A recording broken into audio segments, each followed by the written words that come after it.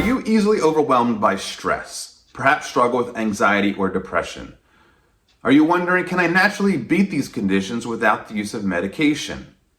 The key to beating anxiety and depression may be easier than what you think. You just have to understand what's causing them to begin with.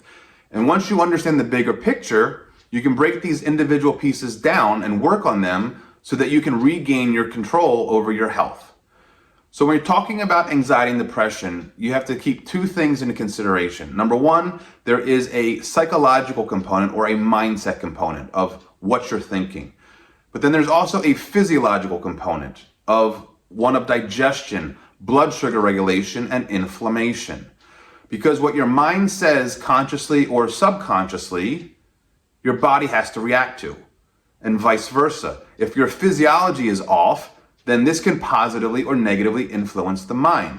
The question is, which one is causing what? Is your mindset controlling your physiology and throwing your physiology off? Or is your physiology dictating what you're thinking? And they feed off of each other. So you have to consider both of them when you're trying to beat them naturally. When we're talking about emotional stress, I'm going to let you in on the biggest secret when it comes to all emotional stress. Everything that happens to us and all the emotional stress that we suffer is 100% self-induced. So what do I mean by that? Everything that happens to us is 100% neutral.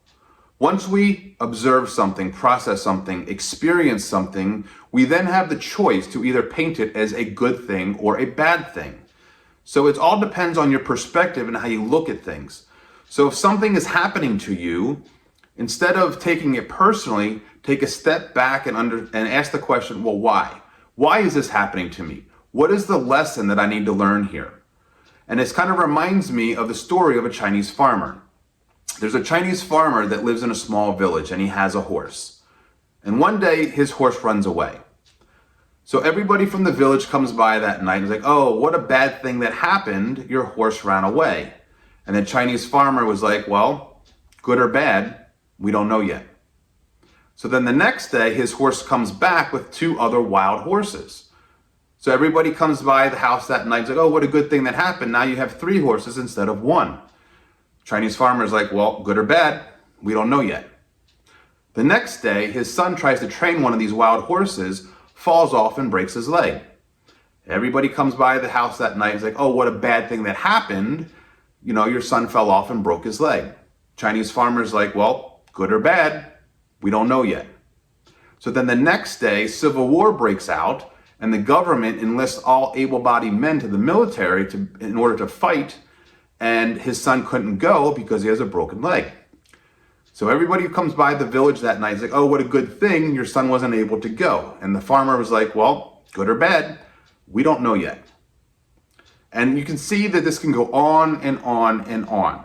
So when you're looking at something or something is happening to you, don't paint it as good or bad, but as neutral, and look at it as something that you can learn from.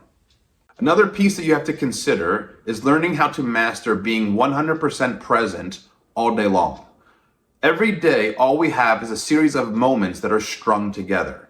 So the question is that are you present for most of the day, or are you in your head and elsewhere most of the day?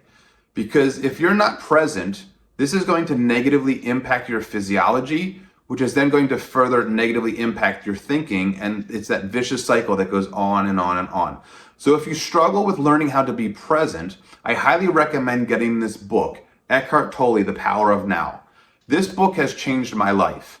Once I got this book and I read it several times and became a student of it, became a student of myself, understood what made me tick, was I present?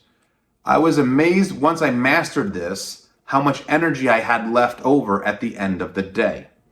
So in this book on page 61, he writes, unease, anxiety, tension, stress, worry, all forms of fear are caused by too much future and not enough presence. Guilt, regret, resentment, grievances, sadness, bitterness, all forms of non-forgiveness are caused by too much past and not enough presence. So the question you got to ask yourself is your mind in the future or is it in the past? Or are you 100% present? Because all we have is right now. We don't have the future and we don't have the past. So learning how to master this can go a very long way in helping you beat anxiety and depression. Another mindset pitfall that you might want to avoid or be aware of that can cause a tremendous amount of suffering upon ourselves is constantly comparing ourselves to others. When we do this, we just beat ourselves up, and it's not helpful at all. The only person you're in competition with is yourself. So are you a little bit better today than what you were yesterday, last week, last month, last year? Because if you are working towards something and are continually evolving, just focus on that and not comparing yourselves to others. This could save you a tremendous amount of suffering. The next pitfall to be aware of is our constant obsession with the future.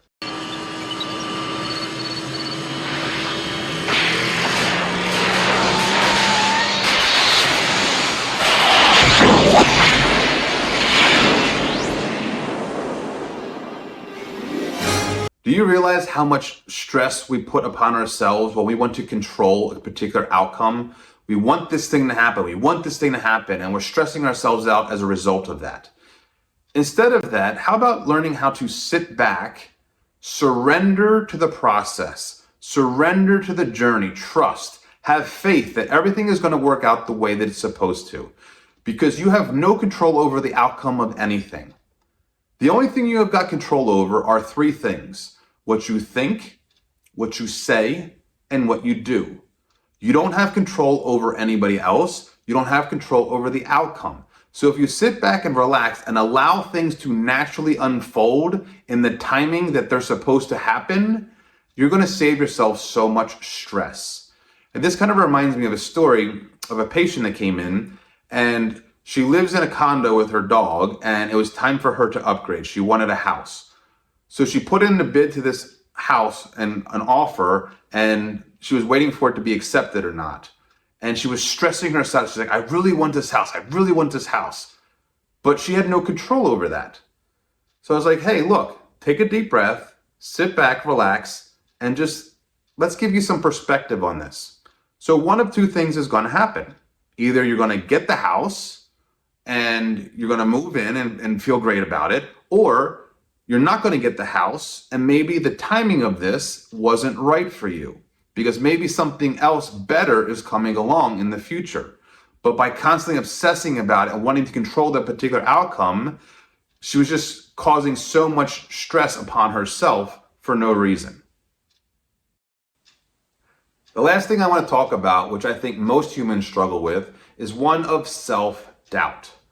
Thinking we're not worthy enough to receive this or that, or we are simply not enough, which is not true. I think the question becomes, what is it that you really want? Are you crystal clear and have great clarity around what is it you want? Then do you have a plan to take action on to go after that goal or what it is that you want? Because it's very easy for us to make a decision in a split second. Vanilla or chocolate? Chocolate. Coffee or tea? Coffee. Right? We can make a decision very, very easily. The problem becomes the next minute, hour, day, week, month, we are trying to talk ourselves out of that decision. So if you make a decision on something, support that decision with 100% of all your efforts. I think this will cut down on a lot of self-induced suffering. So thank you for watching my video. I hope this helps you understand the bigger picture and then the individual pieces when it comes to the mindset component of anxiety and depression. So if you enjoyed this video and this content, please subscribe to my channel, hit the like button, but better yet, share this video with somebody who you think could benefit from hearing this information. And then leave a comment down below of at least one thing that you've learned from watching this video here today.